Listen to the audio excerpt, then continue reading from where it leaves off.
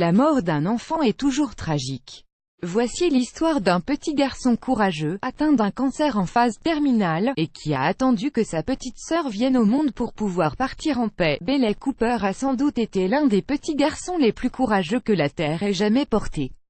Ce petit garçon âgé de 9 ans, lorsqu'il a succombé à sa maladie, a fait preuve d'une bravoure hors norme avant de décéder.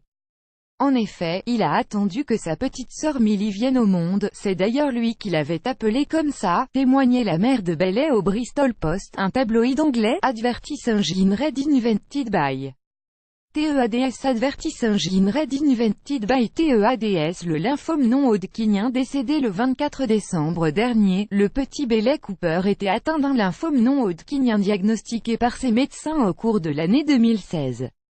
Lorsqu'ils ont découvert son cancer, celui-ci était déjà à un stade bien avancé, et ils ne pouvaient plus faire grand-chose pour pouvoir le sauver, expliquait la mère de Bailey aux médias anglais précités. Le lymphome non-hodgkinien est un cancer se développant à partir de cellules du système lymphatique, les lymphocytes. Il s'agit d'un type de globules blancs impliqués dans les réactions de défense de l'organisme.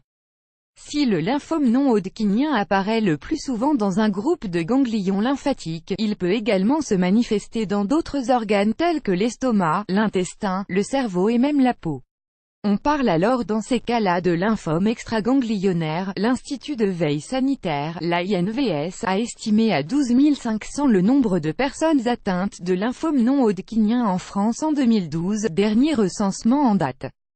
Par ailleurs, les lymphomes non-hodgkiniens se situent au 5e rang des cancers les plus fréquents, et ils touchent le plus souvent les hommes âgés entre 60 et 65 ans mais sont également répandus chez les adolescents et les enfants.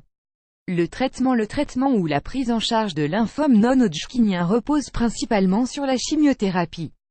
Un traitement à base également de médicaments anticancéreux agissant dans l'ensemble du corps et plus particulièrement dans les cellules cancéreuses. Advertising Read Invented by TEADS. Advertising Read Invented by TEADS. C'est ce qui a été proposé au petit Bailey lorsque les médecins ont découvert que le petit garçon était atteint d'un lymphome non-hodgkinien.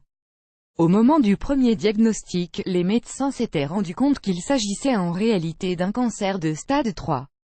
Un stade qui laissait sous-entendre que le lymphome du petit Bailey se trouvait déjà au niveau des ganglions lymphatiques, situés au-dessus du diaphragme, et qui indiquait donc que les chances de survie du petit garçon étaient minimes. S-Profi Academy. 13% of Singaporeans are actually making their main income from the internet. S-Profi Academy Annual e-commerce workshop attend $297 e-commerce training. For free, register now. E-commerce workshop annulé par Taboola. Contenu sponsorisé. Contenu sélectionné diagnostiqué vers la fin de l'année 2016, le petit Bailey a subi plusieurs séances de chimiothérapie et l'injection de moult médicaments stéroïdiens. Lorsqu'il est entré en rémission en février 2017, nous pensions tous qu'il réussirait à combattre le cancer malgré son stade avancé. Même lui y croyait. D'ailleurs, il a commencé à se sentir mieux au bout de quelques semaines de traitement.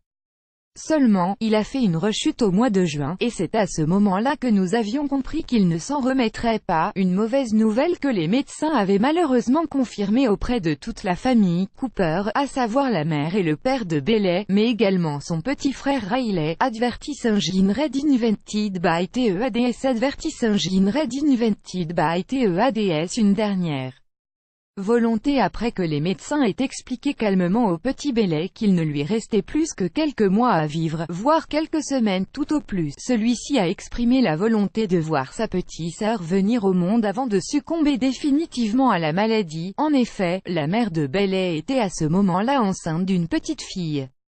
Lorsque les médecins avaient annoncé à Bailey qu'il ne lui restait plus que quelques mois voire quelques semaines à vivre en juin dernier, on pensait tous qu'il ne réussirait pas à survivre au-delà du mois, la période où ma fille était censée naître.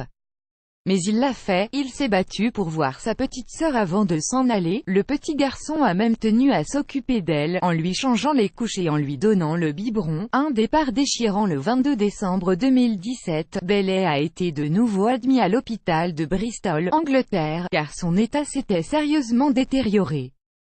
2 jours plus tard, il succombait au lymphome non-Hodgkinien qui l'avait tant fait souffrir durant de nombreux mois. Ses parents, son frère et sa petite sœur étaient tous présents pour lui dire au revoir, ou plutôt adieu, avant qu'il ne ferme ses yeux.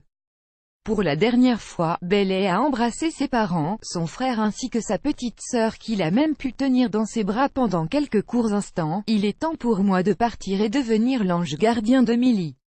Ne pleurez plus et occupez-vous bien de Riley et de Millie à présent, a demandé le petit garçon à ses parents, avant que son cœur ne cesse de battre. Une histoire poignante qui montre à quel point l'homme est capable parfois de se dépasser et de faire preuve de patience et de courage dans certaines situations de la vie. Le petit Bailey avait une dernière volonté, voir sa petite sœur avant de mourir. Il l'a fait, plus grand que